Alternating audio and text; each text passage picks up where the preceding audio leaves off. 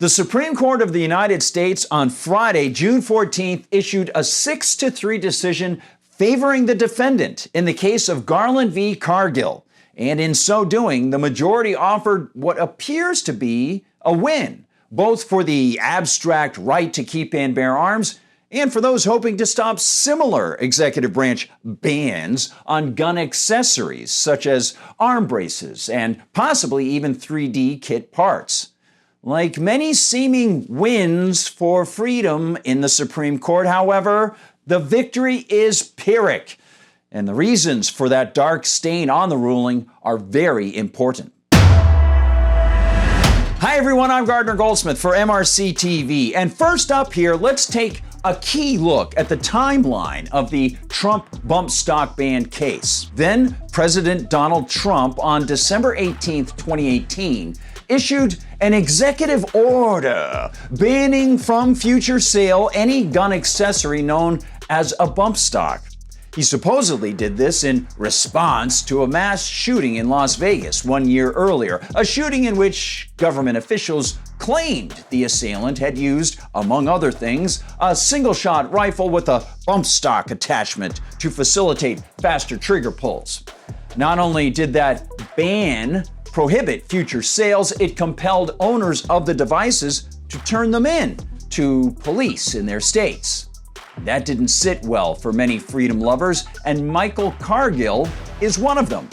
Cargill owns a gun store in Texas, and as Justice Clarence Thomas notes on page 5 of the Supreme Court decision, quote, Cargill surrendered 2 bump stocks to ATF under protest.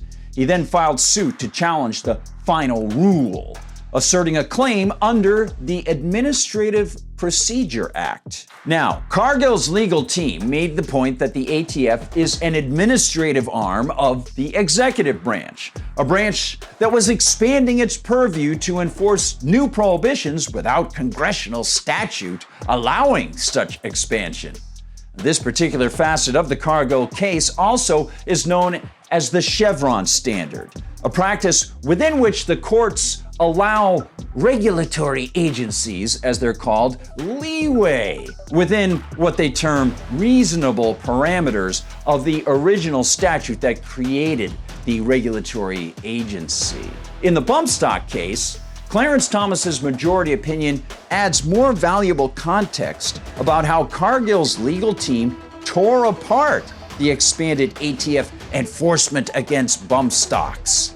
Cargill focused on the fact that the ATF was enforcing the ban under the dreamlike auspices that bump stocks turned single-shot firearms into machine guns, allowing the feds to target the accessories now magically turned into machine guns under the 1934 Firearms Act. Quote, as relevant, Cargill alleged that ATF lacked statutory authority to promulgate the final rule because bump stocks are not machine guns, as defined by subsection 5845, that's of the 1934 Firearms Act.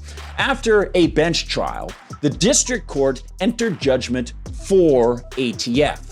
The court concluded that a bump stock fits the statutory definition of a machine gun. For many defenders of freedom, alarm bells likely have been going off as I've described this, because the right to keep and bear arms is nowhere in this picture.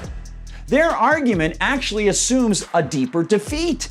It assumes that the government can ban machine guns per the 1934 Firearms Act, and that the problem merely is how malleable the 1934 Firearms Act might be.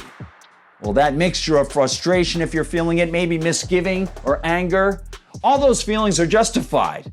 And this problem is very big, and it lies at the heart of the entire misplaced ruling. But let's continue with the how many devilish angels can dance on the head of a poison pin story for now, looking at their court focus on the devilish minutiae, before we get into that core, the core of the poison pin on principle that Thomas didn't address. All of the Chevron-based debate about whether Trump and the ATF could pretend that a bump stock turns a single-pull, single-round gun into a machine gun Well, that hinged on what the 1934 Firearms Act defined as a machine gun. And the act clearly focuses on guns that fire multiple rounds with one trigger pull. A bump stock simply uses recoil to push the trigger back against the finger and allow for a quicker second, third, fourth, etc. trigger movement. As Thomas noted, lower courts have flip-flopped on the definition. The Court of Appeals initially affirmed, but later reversed after hearing en banc. A majority agreed, at a minimum, that subsection 5845 of the 1934 Firearms Act is ambiguous as to whether a semi-automatic rifle equipped with a bump stock fits the statutory definition of a machine gun. And the majority concluded that the rule of lenity required resolving that ambiguity in Cargill's favor. But of course, as right backers know, none of that is pertinent to the heart of the matter, which is whether any agency of any level of government, be it done through legislation or via executive order, can infringe on the right to keep and bear arms or on the right to acquire a device that might help make a firearm work. The answer in the Second Amendment is a clear negative. And that fact is supposed to negate the very existence of the ATF and the 1934 Firearms Act, which infringed on the right by telling people they must pay a high tax on certain guns and on silencers. Thomas and his conservative allies on the bench didn't address this at all. As protective of our rights as many people think it is, the Constitution is not a voluntary so-called contract. Like all forms of political control, the Constitution is imposed on us. It would be nice if the politicians who swear to operate by it came even a little close to their own oaths to uphold it, since they're claiming power over us that they can't claim in any ethical capacity. But clearly, even justices like Clarence Thomas are more willing to spend time debating the nuances of trigger pulls than they are to dig into and protect either the right to keep and bear arms as protected by the Second Amendment or the deeper right itself, whether the Second Amendment exists or not. Michael Cargill, Friday, took to X to announce the victory, saying in part, "I beat him in the United States Supreme Court. I was told over 5 years ago, why are you going down this road? No one cares about bump stocks. Let's go ahead and let them take the bump stock." But instead, I stood and fought.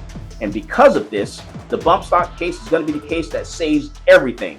It's going to stop the ATF from coming after your brace, the triggers, all different parts and pieces that they're trying to ban. And I'm glad I stood up and fought. He's absolutely right. And Mr. Cargill has been extremely courageous and dedicated with his time and money. But the Supreme Court only has ruled on, first, whether the bump stock can be identified as a machine gun, and second, whether the executive branch can make such a broad move without a new statute being passed by Congress that enables such expansion. Well, what if Congress passes such a statute someday? Which is why it's both heartening, but over the long term, disappointing that conservatives on the bench didn't address the underlying usurpation of rights that came with the 1934 Firearms Act and all federal, state, and local gun grabs. Look, we either have rights or we don't. If the bump stock had been categorized as a machine gun, that would have afforded it even more protection under the Constitution against federal bans, because the Second Amendment is very clear.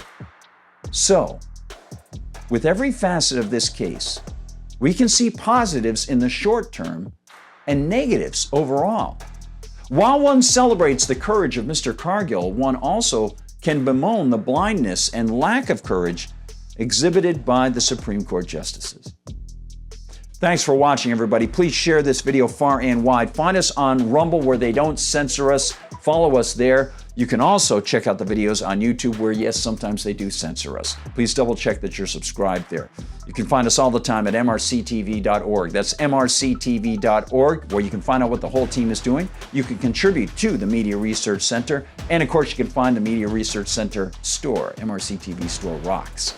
You can also find us on Instagram, on Facebook, on TikTok, and on X. And if you want to find me on Gab, I'm at Gardner Goldsmith on Gab, and on X, I'm at Gard Goldsmith.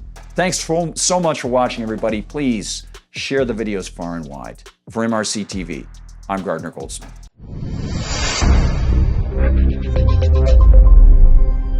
I want to invite you as my guest on a very special, once-in-a-lifetime, 7-day post-election cruise in the Caribbean.